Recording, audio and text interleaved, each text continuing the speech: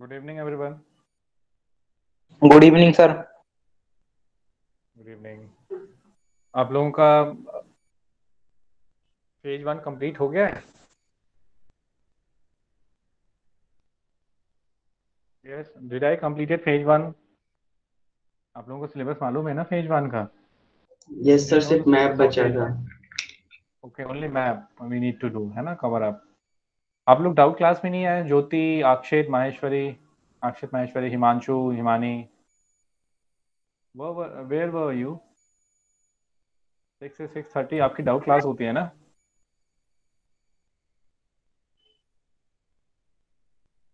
Sir मेरा sir VMC का test था आज 3 to 6 PM 6:15 तक। बीएमसी क्या, विद्या मंदिर? Yes sir. ओके। और बाकी बच्चों बताओ। ज्योति, हिमांशु, अनुराग सर तो नेक्स्ट पहले से ही अलग। यस ज्योति, बताओ क्या कह रही हो? सर नेक्स्ट टाइम आ जाऊंगी, इस बार याद नहीं रहा। हाँ, डाउट वगैरह हो तो आके आप लोग पूछो। जब फैसिलिटी मिल रही है डाउट क्लियर करने की तो उसको आपको यूटिलाइज करना चाहिए आप सभी बच्चों को। आई थॉट के बच्चे आएंगे। चलिए, डाउट्स के ऊपर है।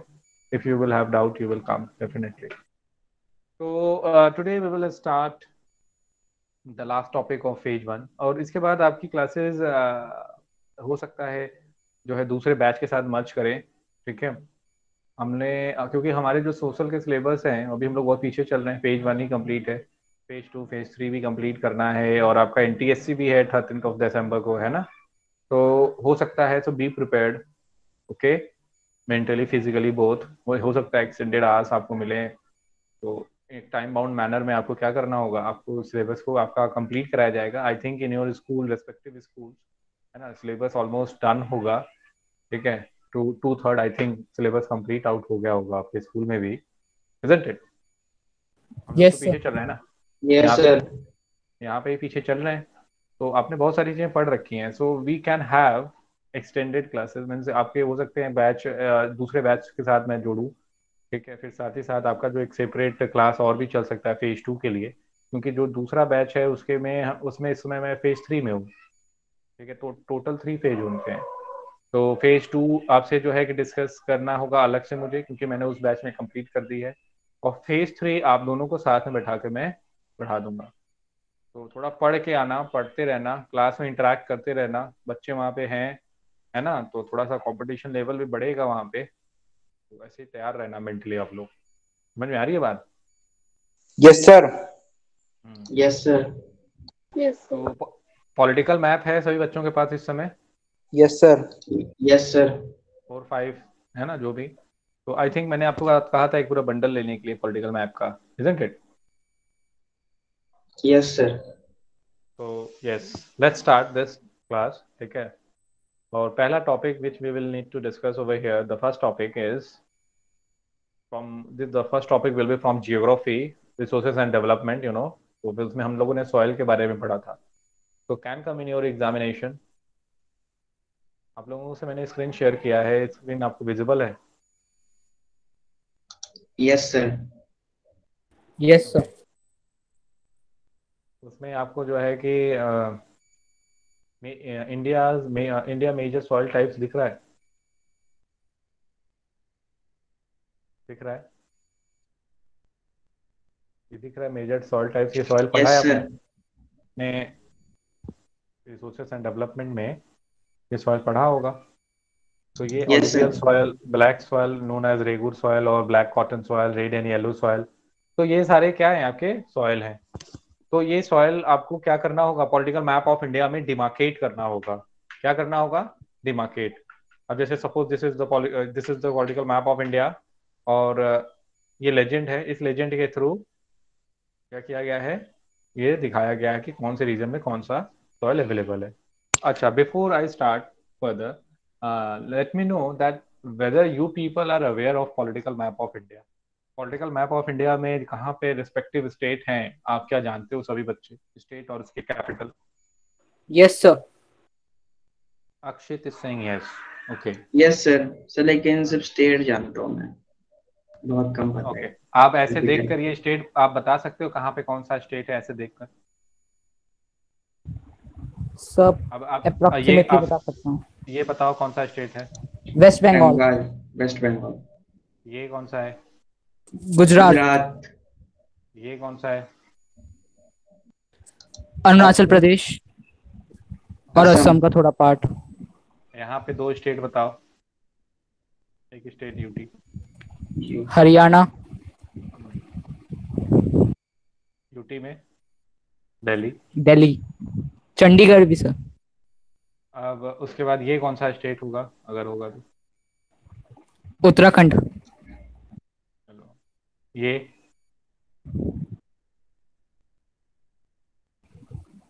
हिमाचल। चलो वेरी गुड। ये कौन आंसर कर रहा है? अक्षित कर रहे हैं आंसर।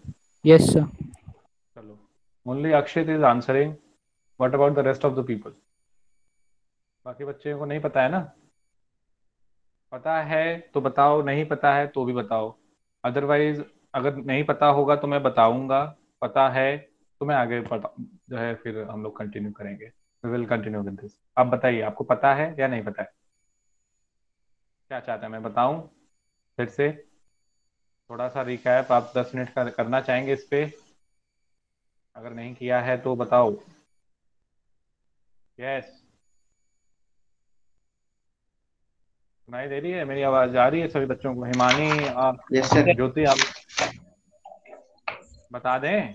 सर नहीं, इधर आगे करते हैं। चलो ठीक है। अब आ जाओ यहाँ पे। लेजेंड बनाना होता है पॉलिटिकल मैप ऑफ इंडिया में। जब भी आपको मिले आप लेजेंड बनाओगे, क्योंकि लेजेंड की हेल्प से ही आप क्या कर सकते हो, डिफरेंट प्लेसेस डिफरेंट थिंग्स को डिमार्केट कर सकते हो अपने मैप में। अब जैसे for an example this black dot will represent alluvial soil. This region is covered up with alluvial soil. Even this region of Assam also इससे covered up है alluvial soil. Alluvial soil के बारे में आपने नहीं पढ़ा है सर, थ्री इन वो उससे sir red and yellow soil से। alluvial soil है ना black dot? Sir northern plain में होती है। हाँ तो ये आपका ब्लैक alluvial soil का ही रीजन है ना? Yes sir. ठीक है। तो यहाँ पे थ्री मेन रिवर्स हैं, आपको मालूम है अलुवियल सॉइल के फॉर्मेशन में, इंडस, गंगा एंड ब्रह्मपुत्र। ठीक है, इसीलिए असम में भी आपको अलुवियल सॉइल दिख रहा है। Even in the state of Bengal also you will find alluvial soil. This region also has alluvial soil. ठीक है। Yes sir. Yes sir. ठीक है, तो ये अलुवियल सॉइल का रीजन है। आवाज आ रही है आप लोगों को? Yes yes sir. सर।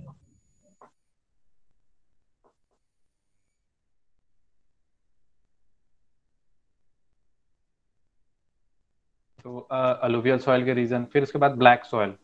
तो आप एक ऐसा करिए, मैप निकालिए और इसको सॉल्व करिए। ठीक है, मैप निकालिए और क्या करिए, सॉल्व करिए। Yes sir. हाँ, सॉल्व मतलब यहाँ पे इसको इसी तरीके से बनाने की कोशिश करिए। ब्लैक सॉइल आपसे अगर पूछा जाए, अब हो सकता है ऐसा कि आपके एग्जाम में ऐसे एक रीजन को बना दिया जाएगा। देखो एक नैरो कॉरिडोर से भी यहाँ से निकला हुआ है जो है एलुवियल सॉइल का। तो आपके एग्जाम में इसी तरीके से डिमार्केट करके क्या कर सकते हैं, पूछ सकते हैं कि कौन सा यहाँ पे कौन सा सॉइल टाइप है। तो ये वाला आपका हो जाएगा अलुवियल सॉइल। ठीक है, दिस वन आपका जो दिख भी रहा है somewhere desert like arid soil होगा, वेस्टर्न राजस्थान, है ना। This black one represent laterite soil. ये लेजेंड में आप देख सकते हो लैटेराइट सॉइल जहाँ पे इंटेंस लीचिंग होती है, हेवी रेनफॉल। तो यहाँ पे आप particularly in the state of Kerala, in Karnataka, Meghalaya में भी आपको दिख जाएगा somewhere, in the state like Orissa also. ठीक है, फ्रैगमेंटेड आपको ये मिल जाएगा laterite soil. Red and soil, yellow soil. ठीक है, रेड एंड येलो सॉइल आप जानते हो ये कहाँ पे है, दिस रीजन। ठीक है, तो इस तरीके से आप डिमार्केट करिए, बना लीजिए। समझ में आया?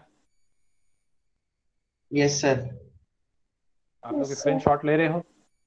स्क्रीनशॉट ले रहे हो या बना रहे हो? Yes sir. सर एक मिनट सर, बना रहे हैं। बना लो, फटाफट बना लो। सर मेरे पास पूरी बुक है। ये बुक कहाँ, आपने बुक कहाँ से लिया? सर वो मैंने पिछले स्टूडेंट से लिया, जिस 10th क्लास करी हुई है ना भाई ने, उससे लिया था। यहाँ पे अब उन्होंने क्लास किया है? No sir. हाँ, ओके।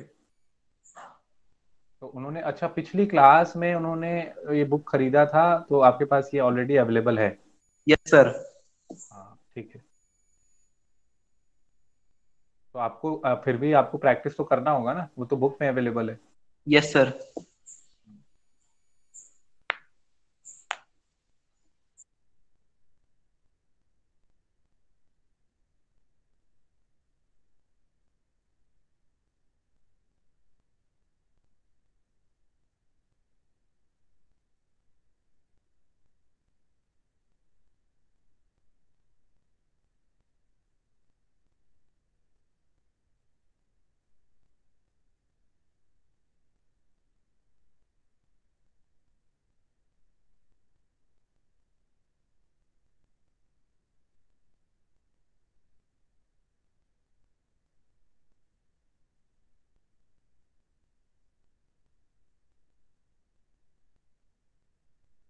हो गया सभी बच्चों का?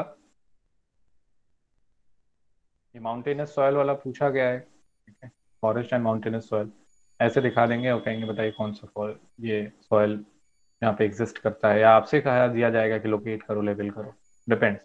और ऐसा नहीं है कि ये सीबीएसई में ही आएगा, हो सकता है कि एनटीएससी के एग्जामिनेशन में भी पूछ दे। ठीक है, एनटीएससी के एग्जामिनेशन में मैप लगाएं और उस मैप के लगाकर उस मैप के जरिए आपसे पूछा जाए कुछ। ठीक है, ऑप्शन देके 1 2 3 4। चले प्रोसीड फर्दर, आगे बढ़ें।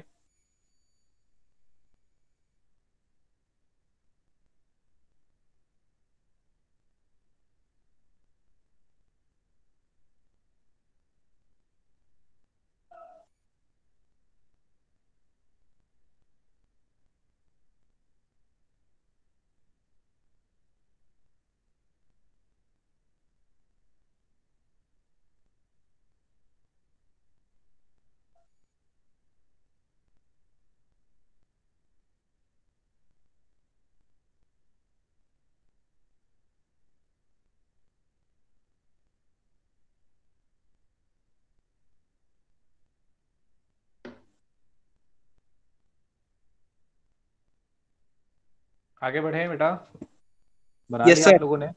Yes, sir. Yes sir. देखो ऐसे ही, ऐसे डिमार्केट करके आपसे पूछा जाएगा, तो याद रखिएगा। और ये नॉर्थ ईस्टर्न वाला थोड़ा ध्यान से करना। देखो यहाँ पे अलूवियल भी आपको दिख रहा है, लैटेराइट भी दिख रहा है ना? फिर उसके बाद आपको रेड एंड येलो भी दिखेगा, दिख रहा है आपको red and yellow this portion. Okay, फिर उसके बाद आपको यहाँ पे इसके अलावा और क्या दिख रहा है आपको? माउंटेनस वाला भी दिख रहा है, यहाँ वाला पोर्शन। ठीक है, ध्यान से करना। फिर नेक्स्ट अगर हम आते हैं तो हमारा आता है wildlife reserve. Very important, can be आज in your examination, write it down fast. ये आपके ऐसा नहीं है कि आपके जो है कि सीबीएसई में ही पूछा जाए, हो सकता है आपके ये एनटीएससी में भी पूछ लें, ऑब्जेक्टिव टाइप ऑफ क्वेश्चन में। किसमें पूछ लें? ऑब्जेक्टिव टाइप ऑफ क्वेश्चन में।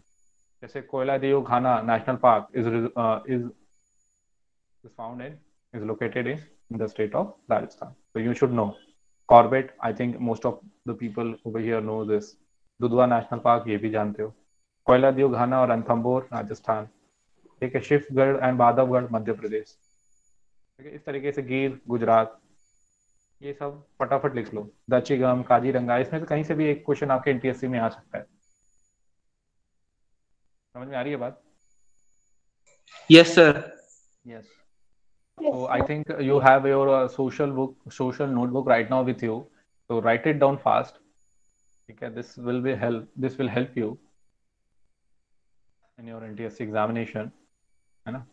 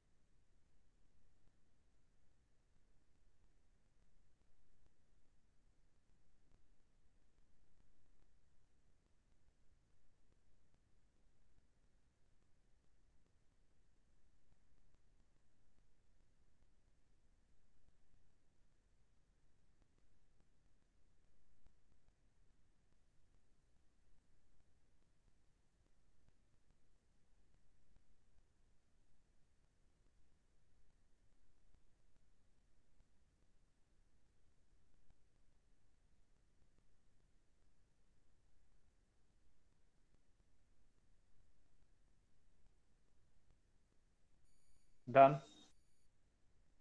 हो गया।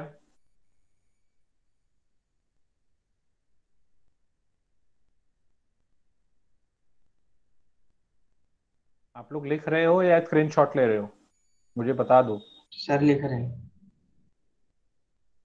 क्योंकि स्क्रीनशॉट ले रहे हो तो स्क्रीन तक ही रहेगा ना, आपके नोटबुक तक आपको पहुंचाना होगा उसे, और वो लिखने पे ही होगा। Himani, are you Yes, sir. Writing? आप लिख रही हैं? Yes, sir. चलो, मुझे इन्फॉर्म करो फटाफट लिख के, तब आगे मैं बढ़े।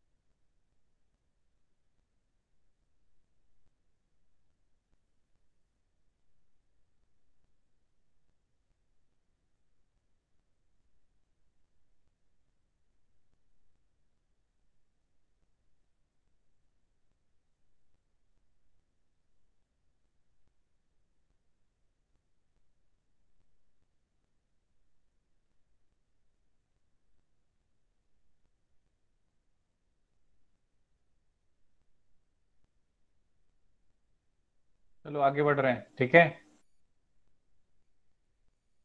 Yes sir. Yes sir. अब ये आप इसको लोकेट करिए अपने मैप में। एक मैप उठाइए फटाफट, इसको क्या करिए, लोकेट करिए। नेशनल पार्क है, wild life sanctuary and tiger reserve, ठीक है। तो यस, फटाफट इसको लोकेट करिए विद इन 2 मिनट्स। अब ये लेजेंड याद रखना, this dot represent national park, this cross represent wildlife sanctuaries, where as this triangle represent tiger reserves. So wherever you will find dot, means suppose this one is here dot, this is a national park। ठीक है, dot यहाँ पे क्या है, national park, राजा जी, Corbett, Dachigam. Okay, तो इस तरीके से जहां पे वो मार्क है वहीं पे आपके पॉलिटिकल मैप में वो मार्क होना चाहिए, ठीक है। आपको वहीं पे प्लॉट करना है, लोकेट करना है।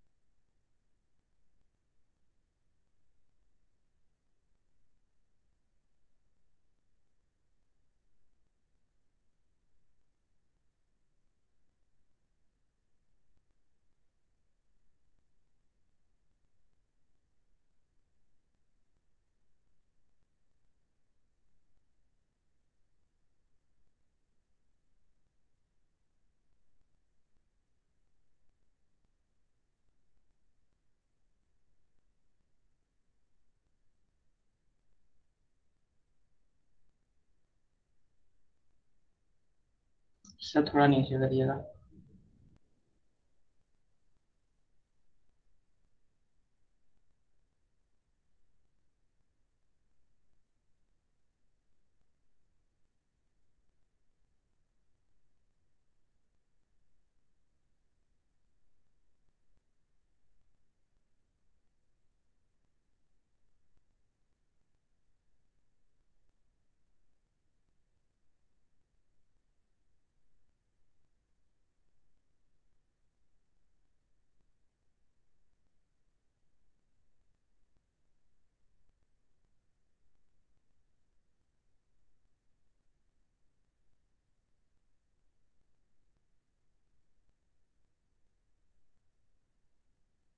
हो गया sir.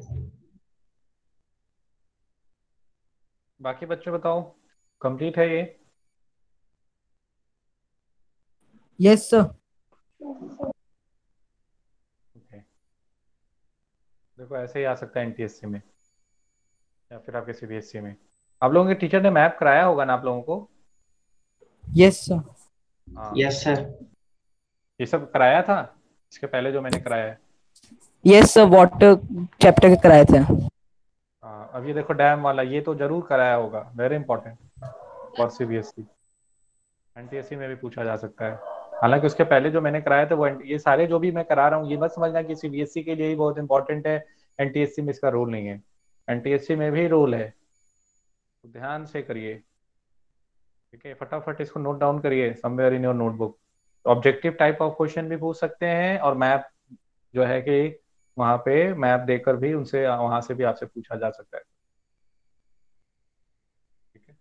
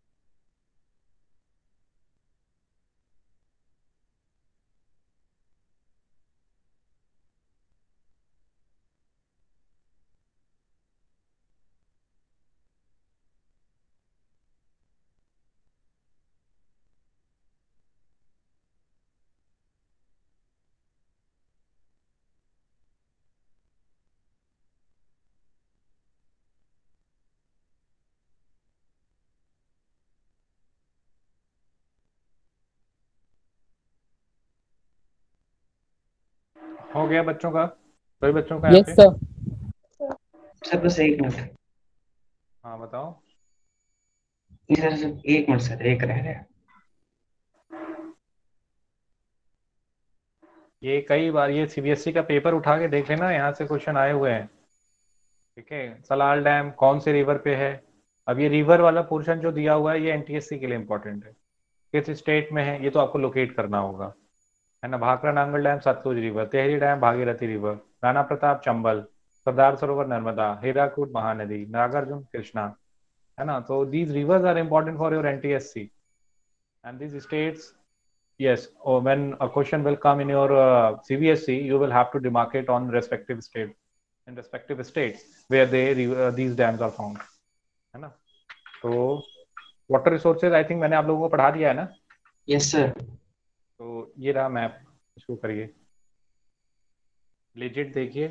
There is no need to draw river, ठीक है, to demarcate river. What you need to just put locate dams in respective states.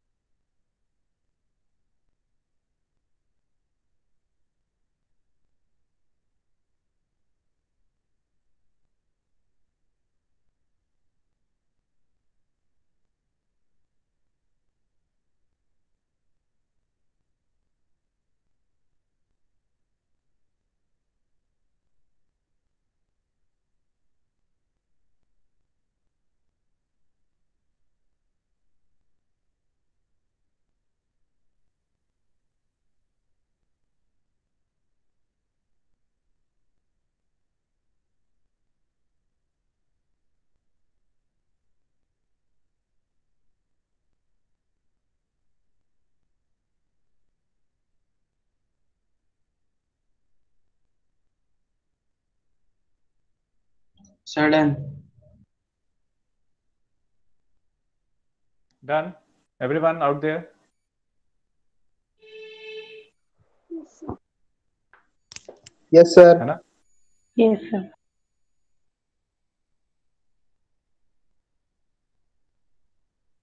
Dam locate कर लेना पॉलिटिकल मैप में अच्छे से। एग्रीकल्चर मैंने पढ़ाया है आप लोगों को? Did I taught you agriculture? No sir. Okay, तो एग्रीकल्चर जब नहीं पढ़ाया तो we will not do map of agriculture. या करना चाहोगे एग्रीकल्चर का मैप, क्योंकि स्कूल में कराया गया होगा? हाँ यस सर। करना चाहोगे? Yes sir. तो ठीक है, एग्रीकल्चर का भी कर लेते हैं हम लोग। डैम का कर लिया, okay done. Chapter 4 rice growing areas, है ना? तो we will discuss it thoroughly when we will do agriculture chapter separately. तो आप क्या करिए, राइस ग्रोइंग जो एरिया है वो डिमार्केट कर लीजिए, ठीक है? आप एक पॉलिटिकल मैप उठाइए, वहां पे सिर्फ ये डिमार्केशन करिए कि these are the major rice producing states of India, ठीक है? और पर्टिकुलरली यू विल फाइंड कि यहाँ पे जो रेनफॉल है वो ज़्यादा होती है and near by way of Bengal, so that's why these region produce cultivate extensively rice. Then in Andhra Pradesh, Tamil Nadu, some part of Kerala also, okay, here in Assam also. फटाफट इसको rice growing area को पति।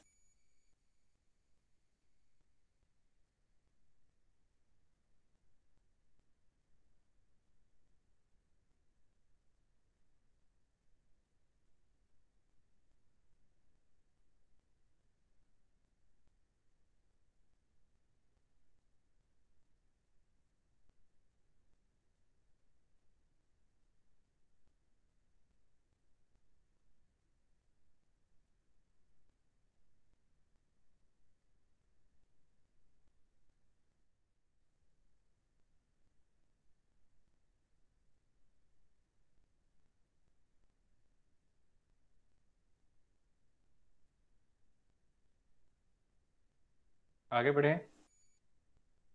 Should I proceed now? हो गया? Yes sir. बाकी बच्चे बताओ।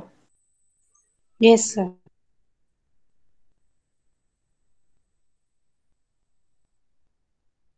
Now wheat growing areas. So in wheat growing areas, you know, Punjab, Haryana, Western Uttar Pradesh, this region, north and northwestern part of India, these are the belts of wheat growing. These are the wheat growing regions of India. So demarcate it fast, particularly Haryana, Punjab, and Western Uttar Pradesh.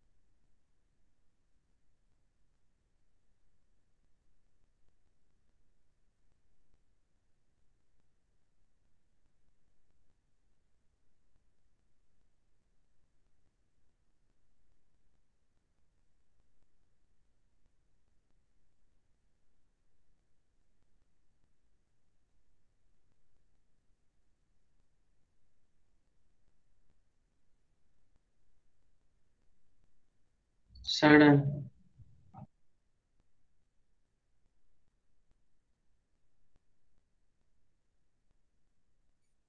This one, sugarcane. Punjab, Haryana, Uttar Pradesh, Bihar, Maharashtra, Telangana, Andhra Pradesh, we will do, we will discuss. देखो ये tropical सब tropical दोनों reason में grow किया जा रहा है। अगर आपने एग्रीकल्चर स्कूल में पढ़ा होगा, then you must be knowing, you must have studied that we can grow sugarcane in both these areas, है ना? Tropical as well as subtropical areas, is it? पढ़ा है? Yes sir. Yes sir. आप सभी बच्चे political map है ना सभी बच्चों के पास, सभी लोग कर रहे हैं ना? Yes, sir. Yes sir. Yes, sir. Okay good. देखिए आई विल लीव नथिंग, मैं कुछ ऐसा नहीं होगा जो छोड़ दूंगा नहीं पढ़ाऊंगा, सब सारा कुछ कराऊंगा।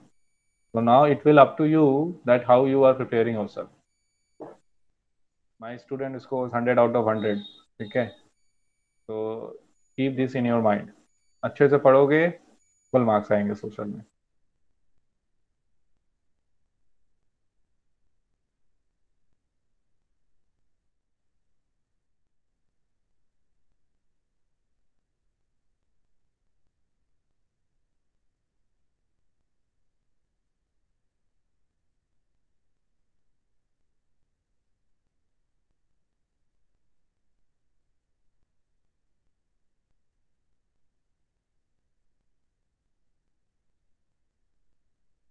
आगे बढ़ रहा हूँ, ठीक है? और next one, sugarcane growing state, ये तो हो गया, ठीक है। टी, सबसे ज्यादा टी कहाँ ग्रो किया जाता है? असम। वेरी गुड, फटाफट टी ग्रोइंग स्टेट डिमार्केट करो और असम को लिखो कि असम सबसे ज्यादा मेजर ट्री प्रोड्यूसिंग स्टेट है। ओके, हम लोग जब पढ़ेंगे तो हम लोग डिस्कस करेंगे वहां पे, बट यहाँ पे पहले आप फटाफट डिमार्केट कर लो पॉलिटिकल मैप ऑफ इंडिया, और हर एक जो है Yes, sir. टॉपिक का एक सेपरेट पॉलिटिकल मैप बनाओ, ताकि at the time of examination आप सेपरेटली चीजों को क्या कर पाओ, रिवाइज कर पाओ। एक में ही सारा करोगे तो प्रॉब्लम होगा। कोई बच्चा ऐसा तो नहीं है जो एक या दो मैप लेकर बैठा है यहाँ पे? No, sir. No sir. No sir. अगर किसी बच्चे ने ऐसा गलती से कर भी दिया है तो वो पूरा मैप बनाएंगे, बाद में मैप खरीद के लाएंगे और सारा मैप का काम अच्छे से करेंगे और उसको मेल पे भेजेंगे अटैच करके। मैं देखना चाहूंगा कितने बच्चों ने किया है। Hello, good evening sir. हाँ जी, गुड इवनिंग। सर कुछ अनाउंसमेंट करनी थी, कर सकता हूँ? हाँ हाँ, करिए सर, बोलिए। बेटा आवाज आ रही है मेरी? Yes, yes sir. Sir. Yes sir. बेटा आपका ना नेक्स्ट वीक ना फेस टेस्ट होगा, ठीक है? सैटरडे को होगा, मे बी टाइमिंग वगैरह सब आपका मतलब नेक्स्ट वीक के टाइम टेबल में मेंशन होगी। ऑलमोस्ट आपका मतलब मे बी जो फेज है वो कंप्लीट है subject wise, may be math में एक आध क्लास है, मतलब देख लेंगे जो भी टाइम टेबल में मेंशन हो, टाइम टेबल देख लेना अपना, ठीक है? Yes, sir. ठीक है। चलो ठीक है, ठीक है, thank you sir. Okay sir, आगे बढ़े हम लोग बेटा। Yes sir. Yes, sir. Next है आपका कॉफी ग्रोइंग स्टेट। तो सबसे ज्यादा कॉफी कहाँ ग्रो किया जाता है? Karnataka. It is the largest producer of coffee in India. हम लोग पढ़ेंगे इसको, इसको भी लिख लेना कहीं पे समवेयर। और ये रहा coffee producing state, Karnataka, Kerala, Tamil Nadu, that's all.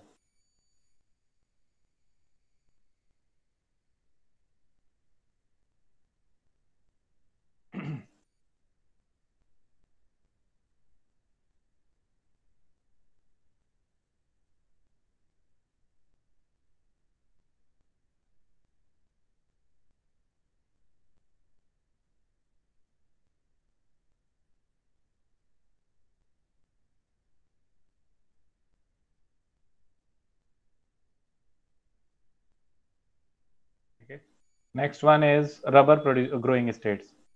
तो रबर ग्रोइंग स्टेट्स आपको मेघालय में, कर्नाटक, केरल, तमिलनाडु, ठीक है, यहाँ पे रबर ग्रो किया जाता है। वहीं पे रबर ग्रो होगा जहाँ पे हैवी रेनफॉल नोटिस की जाती है। यहाँ पे जो है ट्रीज की डेंसिटीज क्या होती है, ज़्यादा होती है। आपको मालूम है ना रबर आप किससे बनाते हैं? लाटेक्स से बनाते हैं। लाटेक्स पेड़ में पाया जाता है, और पेड़ ज़्यादा कहाँ होगा? जहाँ पे बारिश ज़्यादा होगी। तो यह बात मालूम है ना आप लोगों को सभी को? Yes sir. Yes sir.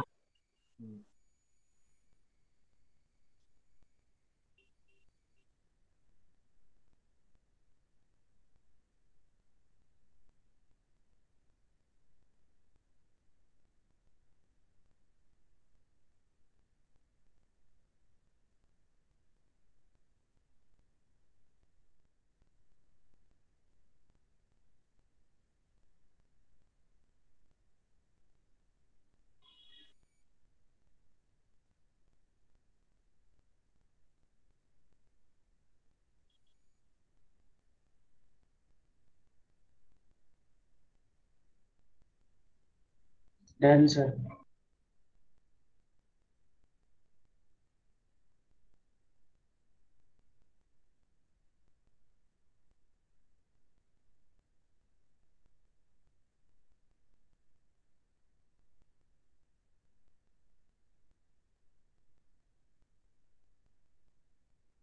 Hello. Yes, yes sir. Sir. Cotton and jute growing states आपको दिख रहे हैं? Yes sir. Yes, sir. Cotton and jute growing आप डिमार्केट कर लीजिए।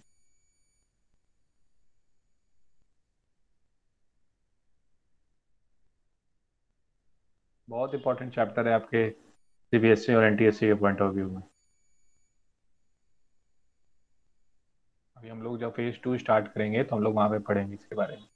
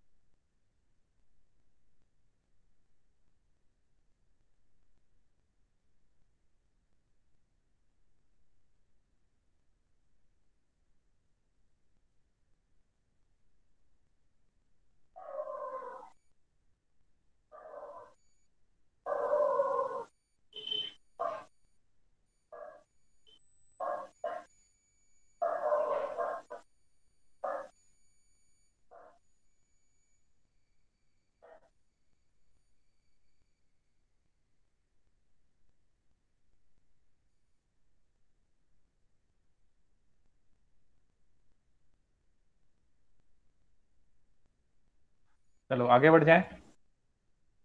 नेक्स्ट कर लिया है ना सभी बच्चों ने? Yes sir. Yes, sir. चलो ज्वार बाजरा रागी। अब इसमें ज्वार बाजरा रागी में ये याद रखना, एनटीएससी में पूछा जा सकता है। मेजर ज्वार ग्रोइंग स्टेट्स है आपका महाराष्ट्र, बाजरा में आपका राजस्थान, रागी में आपका कर्नाटक। ये एनटीएससी के लिए इंपॉर्टेंट है, आपके एनटीएससी एग्जामिनेशन में यहाँ से क्वेश्चन आ सकते हैं। ठीक है, write it down fast in your copy.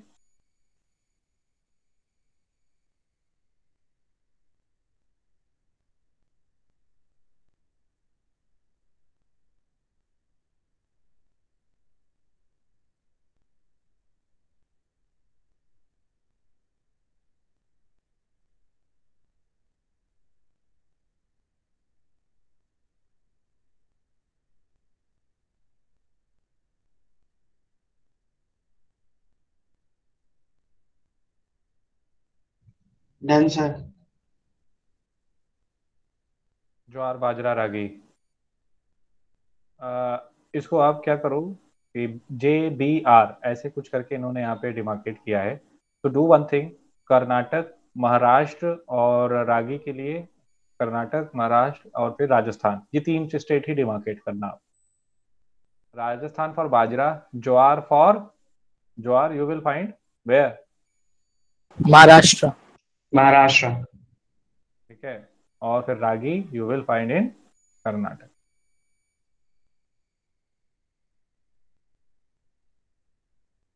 वैसे ज्यादातर देखा जाए तो आपको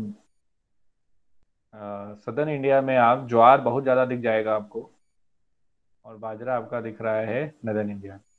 ज्वार बाजरा कर लिया आपने। तीन स्टेट को पहले डिमार्केट कर लो, ज्वार बाजरा और रागी। बस मेजर प्रोड्यूसिंग स्टेट को करो। Sir done. Yes sir done. India मेज ग्रोइंग स्टेट्स। ओके, मेज के बारे में आ जाएंगे। ये देखो मेज, मेज का भी कर लो। UP Bihar MP Telangana Karnataka Andhra Pradesh.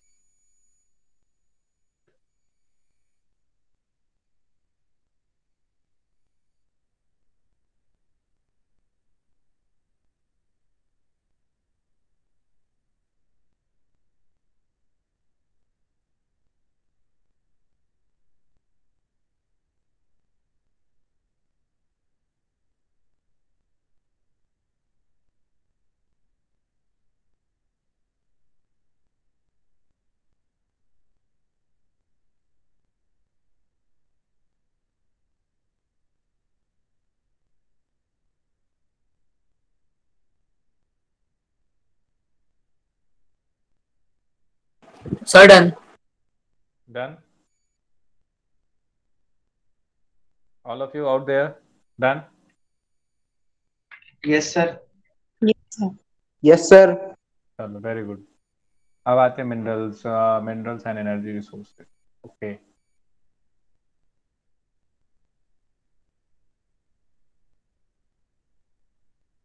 Okay, तो ये वाला portion, would you like to complete this one also? आप Yes, चाहोगे sir. मिनरल? मेरे स्कूल में तो सर ये भी हो गया. ये भी हो गया, करना चाहोगे? Yes, sir. Yes, sir. क्योंकि अभी कुछ दिन में शायद मैं इसे भी कराऊं, तो अब यहाँ तक रहने देते हैं या फिर करना चाहोगे? बताओ, बट इट्स योर डिसीजन. क्योंकि हो सकता है अभी रेडिकल जो दूसरा वाला बैच है, जब आपकी क्लास उसमें मर्ज होगी तो वहाँ पे भी मैं पढ़ाऊंगा. तो आप चाहो तो इसको अभी कर लो, या चाहो तो वहाँ करो. बताओ कैसे करना है. What do you want? Sir अगर अभी ये नहीं होगा तो सर अभी हम इसके बाद क्या? एक नया चैप्टर स्टार्ट कर सकते हैं, कुछ नया पढ़ सकते हैं, हाँ सर, ये सही है सर, ये बाद में करेंगे. और फिर हम लोग फिर उस वाले क्लास में इसको करेंगे, है ना? Yes sir. Everybody out there, ठीक है? एक बच्चे ने बस बोला है. Yes, sir. Yes. ओके. इसमें इंडिया पावर प्लांट्स, वेट, चलिए ठीक है. तो मैप में आपका ये कंप्लीट हो गया. आप लोगों का अभी तक जो भी मैंने पढ़ा दिया है, आप लोगों को जो भी मैंने अभी तक पढ़ा दिया है, उसमें कहीं भी कोई डाउट है, कुछ पूछना है, कुछ जानना है, तो बताओ.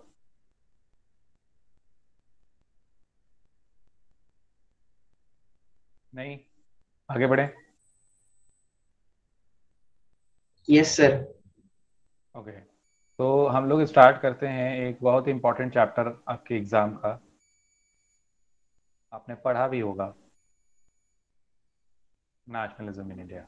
पढ़ा है? Yes sir. Yes, sir. Start कर दें इसी को? Yes sir. चलो, तो नेशनलिज्म इन इंडिया में आते हैं हम लोग. तो नेशनलिज्म इन इंडिया आपका जो है, हम लोग यहाँ पे देखो, नेशनलिज्म इन इंडिया तो आपका नेशनलिज्म जो टर्म है इंडिया में, वो स्टार्ट हो गया जब से ब्रिटिशर्स आए. हालांकि बहुत स्लो, पेस बहुत स्लो था, but over a period of time जैसे ब्रिटिशर्स अपने कंट्रोल को मजबूत करते गए इंडिया में, नेशनलिज्म की भावना और क्या होती गई, मजबूत होती गई, स्ट्रांग होती गई over a period of time. यहाँ पे हम एक सर्टेन पीरियड का ही नेशनलिज्म को यहाँ पे पढ़ेंगे. ठीक है, हम लोग यहाँ पे पढ़ेंगे 1914 से स्टार्ट करेंगे. ठीक है, we will start from here and we will end nearly 1940. ठीक है, 1942 का भी जिक्र है, तो लगभग यहीं तक हम लोग रह जाएंगे. और इसी में देखेंगे जो मेजर मूवमेंट्स हुए थे इंडिया में, उस मूवमेंट के बारे में डिस्कशन होगा. ओवरऑल ब्रिटिशर्स को कैसे हम लोगों ने रेजिस्ट किया था, how we put pressure on Britishers, है ना? हम लोग बस यही सारी चीजें पढ़ेंगे. उसका क्या इम्पैक्ट होता है, how Britishers reacted, what sort of incidents, events happened due to that, so we will cover up all those things.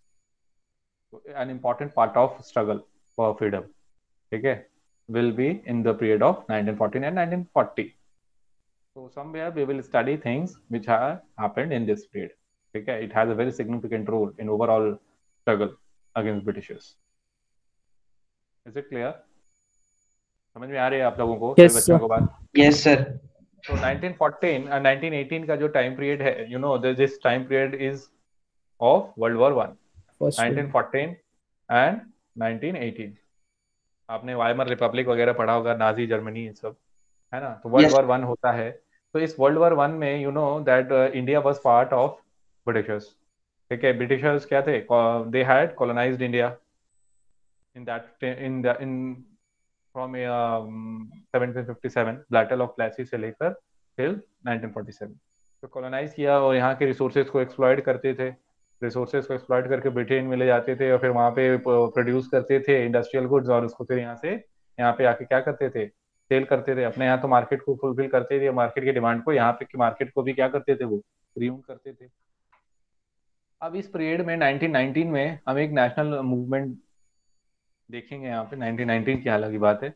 तो 1914 और 1918 के पीरियड में जब ब्रिटेन को फाइट करना हुआ, आप जानते हो उस समय के जो पावर्स थे वो कौन थे आपके? दो पावर थे, एक था आपका एलिस। सेंट्रल पावर सेंट्रल और एलिस। और एक अलाइड पावर। तो सेंट्रल पावर, अलाइड पावर याद है आपको, जर्मनी है इसमें, यस सर। ठीक है। फिर जर्मनी के अलावा और कौन है इसमें? Turkey, Ottoman Empire, you know, Ottoman Empire. फिर आपका थर्ड वन ऑस्ट्रिया हंगरी, ठीक है। ये इनके पार्ट हैं। और इसमें अलाइड पावर में आपके यूएसएसआर, रशिया। ब्रिटेन, फ्रांस, ठीक है। रशिया, यूएसएसआर नहीं था उस समय। ब्रिटेन, फ्रांस, रशिया और आपका अमेरिका। अमेरिका, यूएसए 1917 में आ जाता है, ठीक है। तो ये सारे हैं, इन दोनों के बीच में फाइट था। ब्रिटेन आप जानते हो मेजर पावर था, तो इसने क्या बना रखा था? इंडिया को कॉलोनी बना रखा था, ये इंडिया है। तो ये क्या करते थे, यहाँ से अब इनको फाइट करना होता है वॉर, तो ये दे नीड मनी। तब ये मनी कहाँ से आए? From there they will earn this money, they will get money. अपना पैसा खर्च नहीं करेंगे तो यहाँ के रिसोर्सेज, यहाँ के मनी को एक्सप्लॉइट करते हैं, यहाँ से मनी रेज करते हैं। यहाँ पे मनी कैसे रेज करेंगे? ड्यूटीज, कस्टम टैक्स वगैरह क्या कर देंगे? बढ़ा देंगे, टैक्सेस इंक्रीज करेंगे, नंबर ऑफ टैक्स इंट्रोड्यूस करेंगे। इनकम टैक्स को इंट्रोड्यूस किया, तो इससे क्या हुआ? मनी रेज होगा। With the help of that money they will fight this war. Apart from this, apart from it, they need soldiers who can fight, ठीक है, फॉर देम। तो वो फोर्स रिक्रूटमेंट करेंगे यहाँ से, इंडिया से क्या करेंगे? लोगों का फोर्स रिक्रूटमेंट करेंगे कि जाओ तुम लड़ो हमारे लिए। तो it was a period of extreme hardship for Indians, particularly those who are from farmer and peasant category. तो ये टाइम पीरियड किसी तरीके से निकल जाए। हालांकि ऐसा नहीं था कि Indian people did not participated, they participated, they thought that if we will fight for Britishers will give us, in return we will have some reward. Britishers might become some, we can notice, or we Britishers may change their heart and they can give us some sort of autonomy to rule, है ना। But all went in vain, सब when में चला गया, कुछ नहीं हुआ, ठीक है। और इस हार्डशिप में फोर्स रिक्रूटमेंट हो रहा है, इनकम टैक्स इंट्रोड्यूस कर रहे हैं, कस्टम ड्यूटी रेज कर रहे हैं, नंबर ऑफ सेस इंक्रीज कर रहे हैं। इसके अलावा वहां पे और भी प्रॉब्लम देखिएगा कि क्रॉप फेल्योर और भी हुआ। The period of 1918 and 1921 was the period of famine, ठीक है। शॉर्टेज देखिएगा, फॉर शॉर्टेज ऑफ फूड, और उसके साथ एक डिजीज भी फैला, इन्फ्लुएंजा एपिडेमिक। दिख रहा है आपको? मैंने इसको अंडरलाइन भी किया है, यस सर। ठीक है, इन्फ्लुएंजा एपिडेमिक। तो as per the census of 1921 लगभग 12 से 13 मिलियन पीपल क्या हो गए? पेरिश्ड हो गए due to famine and epidemic. तो this was the extreme period of hardship for Indian people, ठीक है, ड्यूरिंग फर्स्ट वर्ल्ड वॉर। तो इस एक्सट्रीम पीरियड में you will find that number of satyagraha happened, ठीक है। People now are of the where of the mood that we want a total boycott of these Britishers people. They are selfish, they do things for their own benefit, they are not looking for us, how we can develop ourselves, है ना। We should do something in order to make ourselves stronger than before. तो इस तरीके से एक mindset जो था Indian people का वो चेंज हो रहा था, ठीक है। तो can come in your CBSE examination, you know, in CBSE अभी सैंपल पेपर अभी जो रिसेंटली पब्लिक डोमेन में आई है by CBSE on CBSE's website. So there you can find that questions are now been more technical, more analytical. A separate section has been introduced, section C, where you will find that 4 marks has been allotted to different questions. So वो source based questions हैं. Section C will be the source based questions, and that source based question will be picked up from anywhere from NCERT. They will pick up things from anywhere, paragraph from anywhere from NCERT. Yes sir, I seen the sample. तो आप अगर इसको देख रहे हो, पढ़ रहे हो, तब आप उसको कर पाओगे। Those who are not in habit of reading books will not be able to do justice to that question. This will not be like a scene and scene which you find in your English paper कि अरे यही paragraph है, इसी के ऊपर वो हमारा question होगा। Though the paragraph will be there, okay, but you need to have the entire knowledge, you need to have holistic knowledge of that particular chapter from where that paragraph has been picked up. Question may or may not based on that paragraph. समझ में आ रही है बात जो मैंने आपको अभी बताई है? Yes, sir. Yes, sir. है ना? So you need to know. So that's why what I do, I nearly underline all those things, facts and figures which are important for your examination. What you need to do, you need to go through it once class is over. Okay? तो hardship का period था, तो इस hardship के period में you will find a prominent personality will come into existence, will come into limelight. क्या नाम है उनका? महात्मा गांधी. क्या नाम है? महात्मा गांधी. आपने हो सकता है अपने अर्लियर क्लासेस में इनके बारे में पढ़ा हो. He had a successful satyagraha. He conducted a successful satyagraha in South Africa. Okay. जानते Yes, हो? sir. Against racism. Yes, है sir. ना? So Mahatma Gandhi, already a well-known figure in South Africa, was a barrister. He came here in India. ठीक है, time period क्या था? 1915, 9th of January. He returned from South Africa. और this day we celebrate, this 9th of January we celebrate as NRI Day. कौन सा day के तौर पे सेलिब्रेट करते हैं? NRI Day. जब वो आए थे, तो महात्मा गांधी ने एक नोबेल आइडिया निकाला था for education, for mass education, जिसमें कैजुअलिटीज बहुत कम होंगी. दैट नोबल मेथड वाज सत्याग्रह.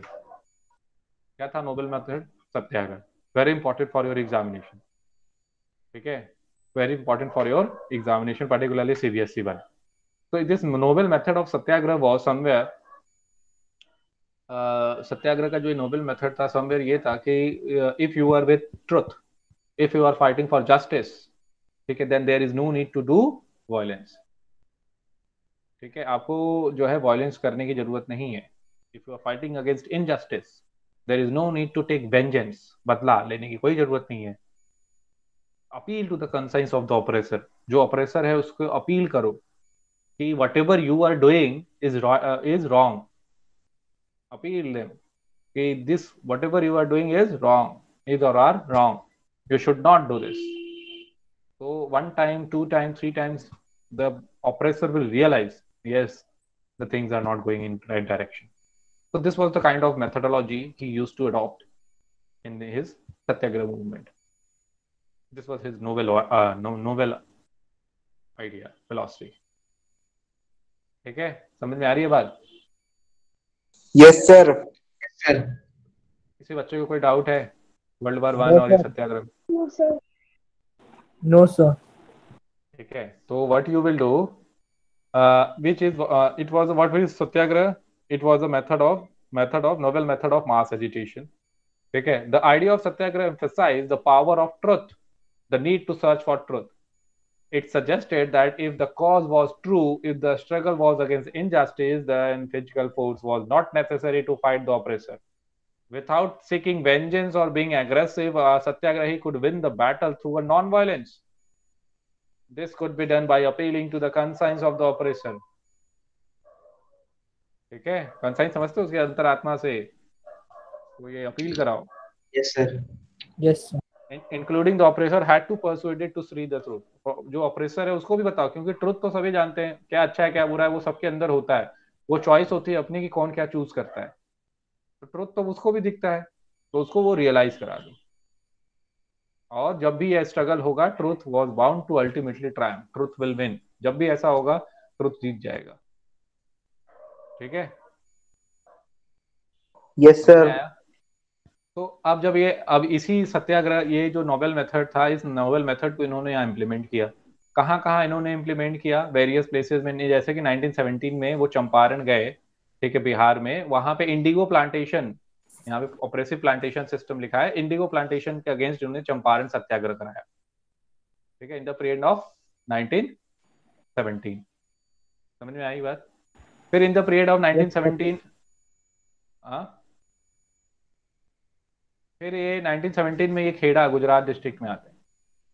ठीक है, यहाँ पे भी इन्होंने जो है क्रॉप फेल्योर हो गया था, प्लेग एपिडेमिक था, तो यहाँ पे भी सत्याग्रह करा के पीजेंट्स को जो है कि रिलीफ दिलाना चाहते थे, because they peasants had to pay revenues to Britishers. ठीक है, अब वहां पे ऑलरेडी क्रॉप फेल्योर है और प्लेग एपिडेमिक है. How Britishers will be how peasants will be able to pay back revenues? कैसे वो how they will be able to pay taxes? है ना? तो उन्होंने कहा कि ये जो रेवेन्यू का डिमांड थे उसको रिलैक्स करवाइए, हम लोग रेवेन्यू नहीं करा पाएंगे, नहीं दे पाएंगे। और गांधी जी ने वहां पे सत्याग्रह किया और that satyagraha was successful one, that became successful. ठीक है। और 1918 में महात्मा गांधी वेंट टू अहमदाबाद और वहां पे भी ऑर्गेनाइज किया satyagraha against the cotton mill workers. So these two periods are very important, 1917 and 1918. In 1917 we saw two movements out here. ठीक है, एक आपका सत्याग्रह है, एक आपका जो है चंपारण सत्याग्रह है, दूसरा आपका खेड़ा सत्याग्रह है। And in the period of 1918 we saw Kheda. ये तीनों सत्याग्रह में किसी को कोई डाउट है तो पूछो। सर चंपारण वाला तो 1916 में हुआ था। नहीं, 1917 में। This one is the latest one. वहां पे गलत था पुराने एनसीईआरटी में। दिख रहा है आपको time yes period? Yes sir, मेरे बुक में भी चेंज था सर, तो टीचर ने यहाँ पे लिखवाया था 1970। ठीक है, देख रहे हो आप 2020-21 का, जिसका पुराना बुक है उसके में 1916 लिखा होगा, करेक्ट कर लो 1917। ठीक है। Yes sir. सर ओके, यहाँ तक किसी को डाउट हो अगर तो पूछ लो मुझसे। No sir. No sir. Anurag और हिमांशु का हमेशा। अक्षित आपको समझ में नो आ रहा है? सर आ रहा है। ठीक है। Jyoti Sharma, yes sir. हाँ समझ में आता है ना? Yes sir. अच्छा, आप कौन से स्कूल में हैं? Victor public school. Okay. Himani आपको समझ में आ रहा है? Yes sir. ओके, आपका कौन सा स्कूल है? सर रुक्मणी देवी। ओके, बाकी लोगों का तो मैंने पूछ ही रखा है। हिमांशु आपका कौन सा है? Sir diamond public school. चलो ठीक है, तो हम लोग अपने कंटेंट पे आते हैं। The Rowlatt act. ठीक है।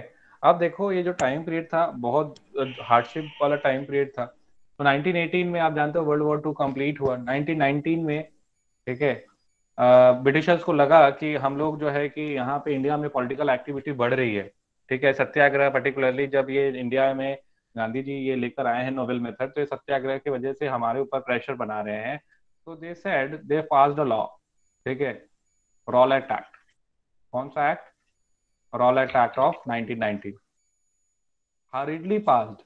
They passed this law hurriedly in Imperial Legislative Council despite opposition. Indian members कह रहे थे नहीं इसको मत पास करो, भाई there is no need to pass this kind of law. क्या था ये लॉ? ये लॉ ये था कि कोई भी अगर पॉलिटिकल एक्टिविटी करता पाया गया, ठीक है, तो government will put that people, will detain that person, ठीक है, and declare them as political prisoners and they will not face any kind of trial for the period of 2 years. ठीक है, 2 साल तक कोई ट्रायल नहीं होगा। ओके, 2 साल तक कोई ट्रायल नहीं होगा, एज अ पॉलिटिकल प्रिजनर्स वो बंद रहेंगे। अब ये बताओ, when ever you see that there is an arrest और डिटेंशन, तो 24 आवर्स के विद इन मजिस्ट्रेट के सामने पेशी होती है। Yes sir. एक ट्रायल होता है, ठीक है, तो वो ट्रायल 2 साल तक नहीं होगा। 2 साल तक आप बंद रहोगे, डिटेन्ड रहोगे। तो Gandhi ji saw that this is an unjust law, this should not be passed, ठीक है, this should not have been passed, है ना, and he decided that he will launch a civil disobedience movement against it. This is an unjust law. So this he decided to launch a civil disobedience against this kind of law, a non-violent civil disobedience. Of course, you know the meaning of disobedience. Civil disobedience का मतलब समझते हो? Civilian जो sir हैं अब वो civilian obedient नहीं होंगे, अब वो डिसोबीडियंट होंगे। Government sir, they will boycott teachers. हाँ, आप जैसे अब लिखते हो ना, लेटर लिखते हो तो आखिरी में लिखते हो, अगर प्रिंसिपल को लेटर लिख रहे हो आखिरी में लिखते हो योर ओबीडियंटली, ठीक है, आपका आज्ञाकारी। ठीक है, तो यहाँ पे डिसोबीडियंट है। कौन डिसोबीडियंट है? सिविलियन, सिविल जो रह रहे हैं। That means they will break laws, those laws which are unjust. तो सिविल डिसोबीडियंस, नॉन वायलेंट। तो अब क्या होता है कि you will find number of rallies organised. अब he decided to start with this with an hartal. एक हड़ताल के थ्रू इसको स्टार्ट करने की उन्होंने क्या की थी, जो है कि डिसाइड कर लिया था दैट विथ एन हड़ताल we will start this civil disobedience. और वो हड़ताल जब देखा गया तो उस हड़ताल को स्टार्ट कर होने में यू विल फाइंड कि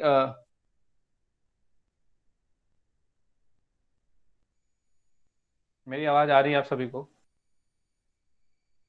yes sir. Yes Yes, sir. sir. हाँ, तो ये जब हड़ताल स्टार्ट हुआ तो workers went on strike, railway workshop shops were close down. ठीक है, तो लगा ब्रिटिशर्स को कि कम्युनिकेशंस के लाइंस रेलवेज और टेलीग्राफ्स की वजह से अगर डिसरप्ट हो रहे हैं तो उनकी वजह से उनको क्या होगा, प्रॉब्लम होगा। ठीक है, उनको प्रॉब्लम होगा और जो है कि वो उनका बिजनेस एग्जीक्यूशन प्रॉपरली नहीं होगा, वो लॉस भी फेस कर सकते हैं। ठीक है, तो उन्होंने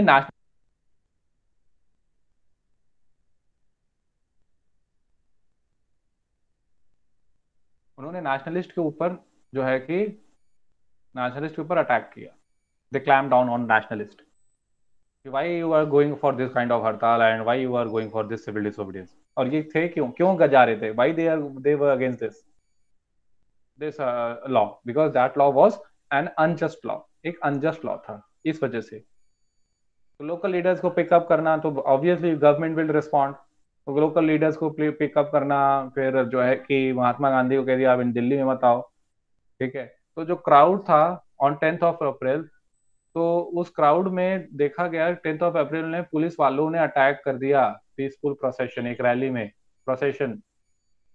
ठीक है, अमृतसर में था, वहां पे पुलिस वालों ने फायर कर दिया। और जब ये पुलिस वालों ने फायर कर दिया तो वहां पे bank, post office, railway station सभी पे अटैक करने लगे। कौन? सत्याग्रही। कहा कि इन्होंने अटैक क्यों किया, क्या जरूरत थी इस अटैक की?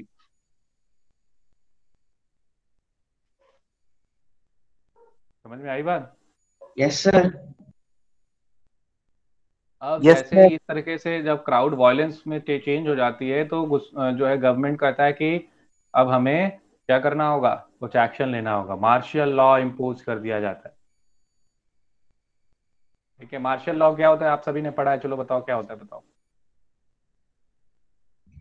सर इस लॉ में सर उस स्टेट की जो पावर है सर वो मिलिट्री और उसके बदली जाती है सर।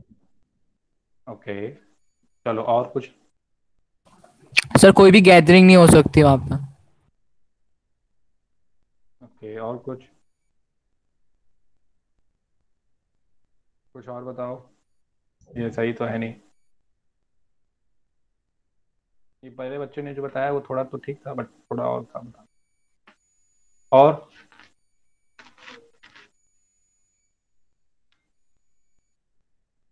ओके, तो मार्शियल लॉ एक ऐसा लॉ है जिसमें जो लॉ एंड ऑर्डर है वो मिलिट्री के जो हेड होता है उसको दे दिया जाता है। वो लॉ एंड ऑर्डर पूरा देखता है किसी भी पर्टिकुलर रीजन में जहाँ पे मार्शियल लॉ लगा हुआ है।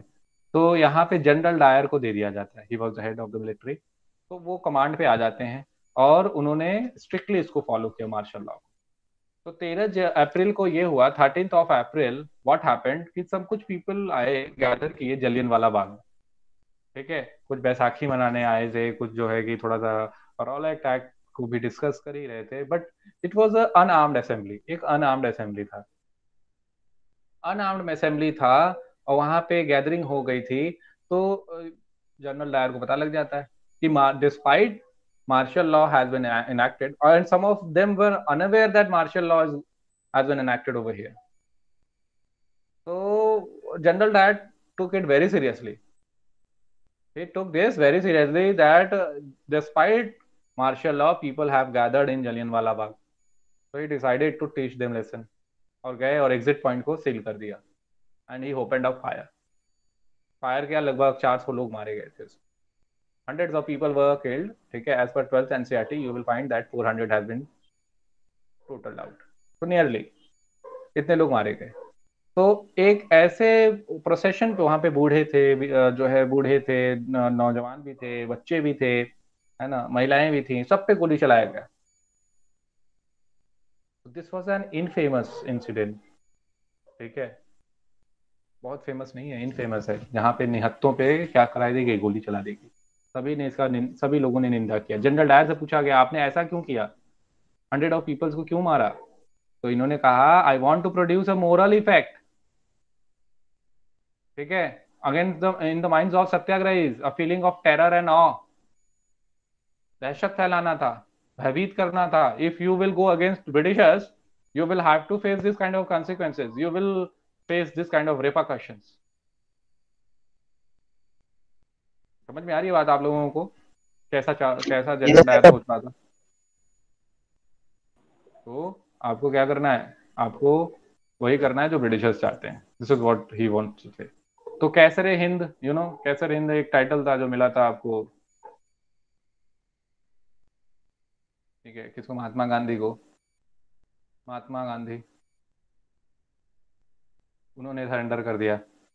रॉबिन हुड का टाइटल मिला था रविंद्रनाथ टैगोर को, उन्होंने सरेंडर किया। सरेंडर ऑफ टाइटल्स हुए थे।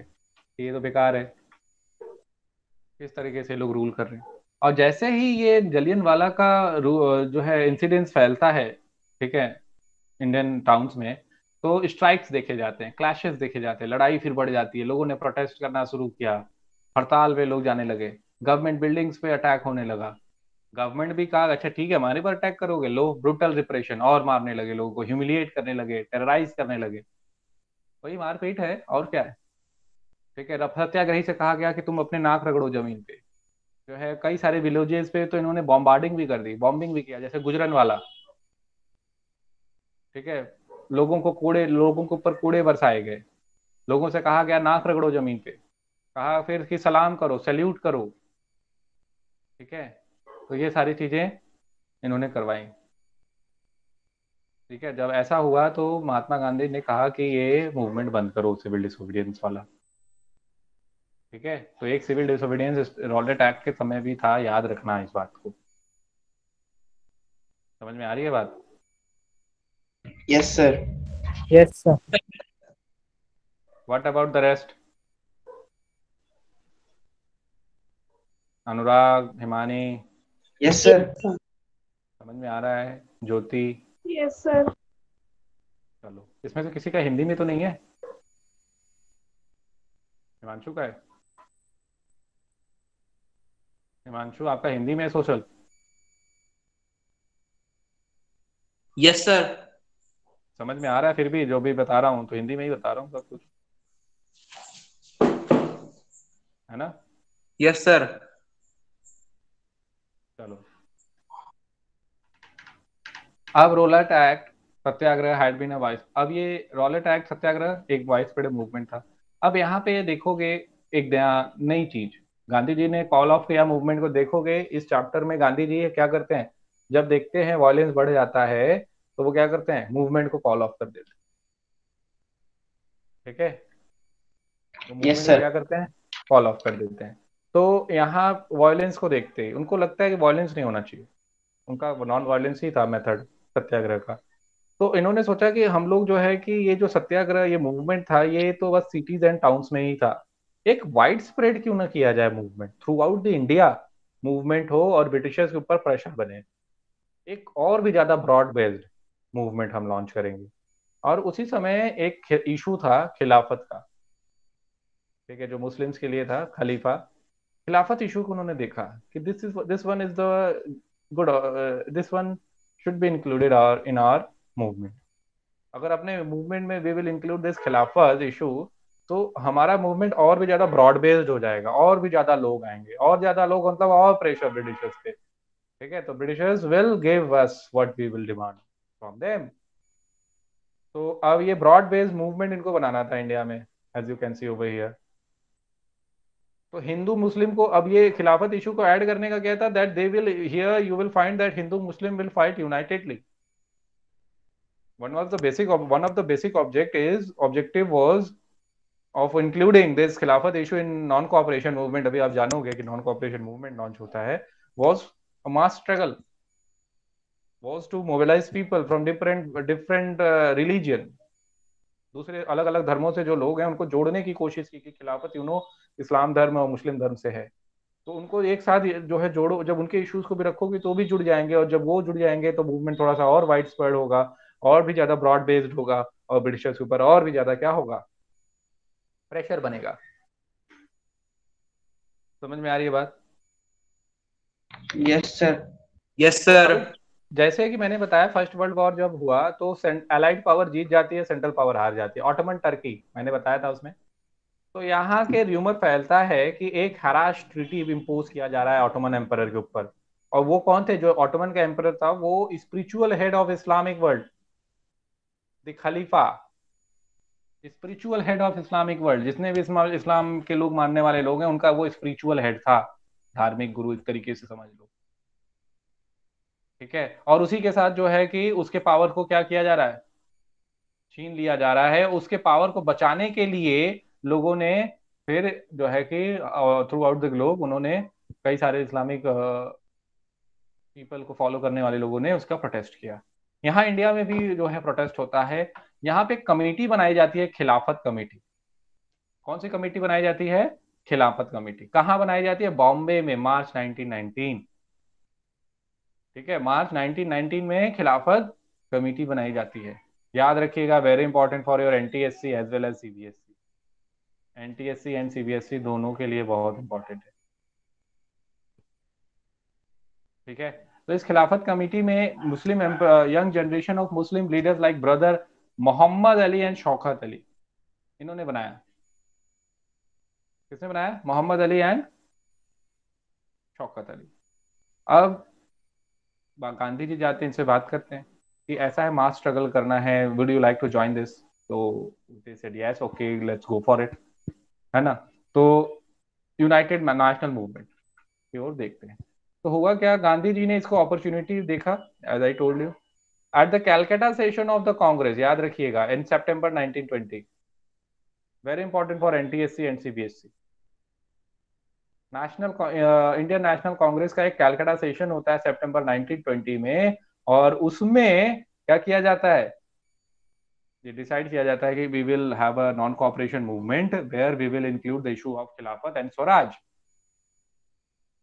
हम किसका इशू इंक्लूड करेंगे? खिलाफत का और स्वराज का। समझ में आ रही है बात? ये डिसाइड होता है, कन्विंस किया जाता है अदर लीडर को कि स्टार्ट करते हैं मूवमेंट, उसमें खिलाफत और स्वराज इशू को रखेंगे। Is this clear to everyone over here? Rowlatt Act Yes, and the sir. Jallianwala Bagh incidents and the issue of yes Khilafat sir. issue, very important for your examination, very means very। ये पूरा chapter ही बहुत important है आपके NTSC CBSE दोनों के लिए, not only for a CBSE, NTSC for also, for all, you will find, if you will have seen, if you would have seen your NTSC paper, okay, you will find lot of questions have been asked from this section, this chapter, है ना। तो अब आता है question, Y non corporation. ठीक है, question क्या आएगा? Why non cooperation. तो अब नॉन कॉपरेशन क्यों है? तो इन्होंने अपनी बुक में, किन्होंने? महात्मा गांधी ने अपने बुक में, हिंद स्वराज बुक है।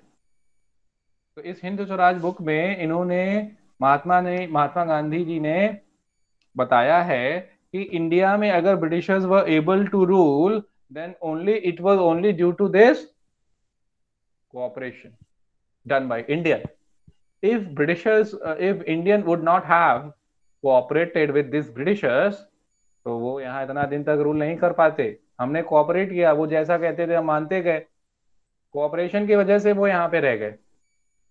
समझ में आ रही है बात? Yes sir. Yes sir. Cooperation की वजह से वो यहाँ रह पाए, नहीं तो वो यहाँ पे नहीं रह पाते। नॉन कोऑपरेशन मूवमेंट, इसीलिए नॉन कोऑपरेशन, अब कोऑपरेट नहीं करेंगे। ठीक है, दैट्स वाई नॉन कोऑपरेशन। एक साल में अगर कोऑपरेट करना छोड़ दें तो हमको एक साल भी यहाँ रहना मुश्किल हो जाएगा। ठीक है, तो उन्होंने ही decided that he will launch this movement. ठीक है, थ्रू मीन्स इन अ वे। ठीक है, इन एन ऑर्डर। अब उस ऑर्डर में क्या था? फर्स्ट ऑफ ऑल सरेंडर करेंगे टाइटल्स को। ठीक है, सबसे पहले क्या करेंगे? Surrender of titles. गवर्नमेंट ने जो दिया, जैसे कैसर हिंद, और मैंने बताया था रॉबिन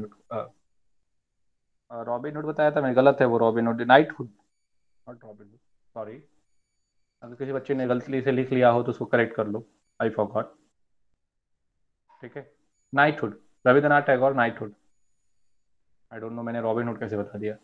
ठीक है, सभी ने करेक्ट कर लिया? मैंने इससे पहले शायद बताया था Kesari Hind and robin hood, तो वो रॉबिन हुड नहीं है, नाइटहुड है। Knighthood, KNIGSTHOOD, knighthood. करेक्शन कर लिया सभी बच्चों ने? Yes sir. ठीक है। And a boycott of civil services. Civil services उनके जो काम काज हैं, ठीक है ना, उनके पुलिस, उनके कोर्ट, उनके लेजिस्लेटिव काउंसिल सब छोड़ दो, उनके फॉरेन गुड्स सब कहीं मत जाओ, उनसे कोऑपरेट ही मत करो। ठीक है। और जब गवर्नमेंट हमारे ऊपर जो है कि अत्याचार करेगी, हमारे रिप्रेशन करेगी, परेशान करेगी, तो हम लोग क्या लॉन्च करेंगे? Civil disobedience campaign. पहले नॉन कोऑपरेशन करेंगे, जब वो उसका रिएक्शन देंगे, हमारे ऊपर अटैक करेंगे, रिप्रेशन करेंगे, then we will start civil disobedience. ठीक है।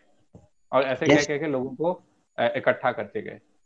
This is our strategy, this is how we will fight against Britishers. अब कांग्रेस में भी बहुत सारे ऐसे लोग थे, many within the Congress said that what is the need of this movement, why we are going for this movement, रहने दो थोड़ा दिन, अभी ऐसे चलने दो जैसे चल रहा है। ठीक है।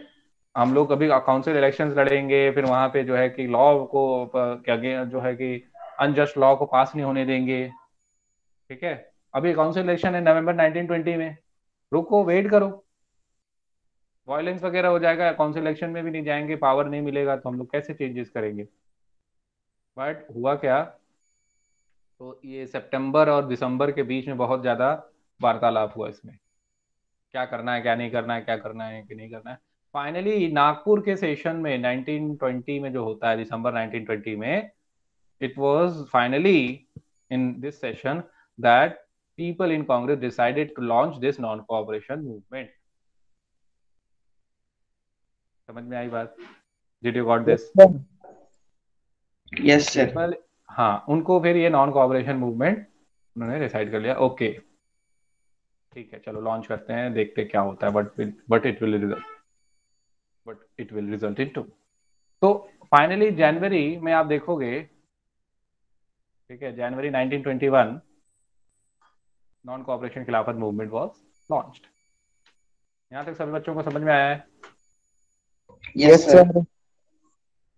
ठीक है। तो डू वन थिंग, अब रीडिंग करना चाहोगे आप लोग? Anyone would like to read out any of the paragraph? तो do one thing, okay, paragraph की बात हो रही है तो आप ये वाला सेक्शन पढ़ लो, क्योंकि ये बहुत इंपॉर्टेंट है रीडिंग करना, द रॉलेट एक्ट सेक्शन, है ना। ज्योति,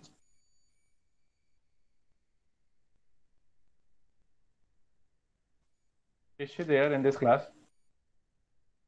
ज्योति यस शर्मा, सर। बेटा आपको रीडिंग आती है? Jyoti Sharma, Himani,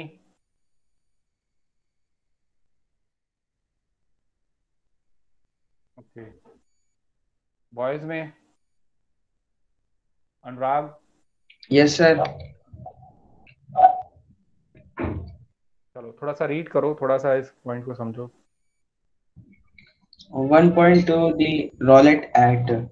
Emboldened with success, Gandhiji in 1919 decided to launch a nationwide satyagraha against the proposed Rowlatt Act 1919.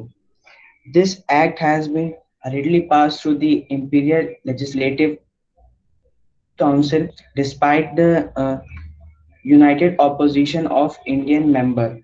It gave the government enormous powers to repress political activities and allowed detention of political without the trial of 2 years. Mahatma Gandhi wanted non-violent civil disobedience against such unjust law, which could start with a hartal on 6th April. Rallies were organized in various cities. Workers went on strike in railways, workshops, and shops closed down. Alarmed by the popular upsurge and scared that line of communication such as railway and telegraph would be disturbed, the British administration decided to clamp down on nationalists. Local leaders would pick up from Amritsar and Mahatma Gandhi was banned from entering Delhi on 10th April. The police in Amritsar fired upon a peaceful procession, provoking whispered attack on bank, post office, and railway station. Martial law was imposed, and General Dyer took the command. On 13th April, the infamous Jallianwala Bagh incident took place. On that day, a large crowd gathered in enclosed ground of Jallianwala Bagh. Some came to protest against government new repressive measure. Others had come to attend the annual Baisakhi fair. Being from outside the city, many villagers were unaware of martial law that has been imposed. Dyer entered the area, blocked the exit point, and opened fire on crowd, killing hundreds. His object, has declared later, was to produce a moral effect to create in the minds of Satyagrahi the feeling of terror and awe. As the news of Jallianwala Bagh spread, crowds took the streets in many North Indian towns. There were strikes, clashes with police, and attacks on government buildings. The government responded with brutal repression, seeking to humiliate and terrorist people. Satyagrahi was to forced to rub their nose on ground, crawl on street, and do salam, salute to all sides. People were flooded and villages around Dunjawala in Punjab, now in Pakistan, were bombed. Seeing violence spreading, Mahatma Gandhi called off this movement. While the Rowlatt Satyagraha has been whispered movement, it was still limited mostly to cities and towns. Mahatma Gandhi felt the need to launch more broad-based movement in India, but he was certain that no such movement could be organized without bringing Hindu and Muslim closer together. On way of doing this, he felt was take up the Khilafat issue. The First World War has ended up with the defeat of Ottoman Turkey, and there was rumors that harsh peace treaty was going to impose on Ottoman Empire. The spiritual head of Islamic world, the Khalifa, to defend the Khalifa temporal powers of Khilafat community was formed in Bombay in March 1919. A young generation of Muslim leaders like Brother Muhammad Ali and Shaukat Ali began discussing with Mahatma Gandhi about the possibility of united mass action on the issue. Gandhiji saw this an opportunity to bring Muslims under the umbrella of a unified national movement. At the Calcutta session, the Congress in September 1920, he convinced other leaders of the need to start non-cooperation movement in support of Khilafat as well as for Swaraj. Wait, समझ में आया ये portion सभी बच्चों को? ये समझ में आया सभी बच्चों को Yes, portion? sir. Yes, sir. Himani, Jyoti and और दूसरा बच्चा कौन सा है? Yes, sir. ओके, तो अब आप लोग ये करिए कि इसके नोट्स बनाइए, ठीक है? You will prepare notes what ever I have taught you today.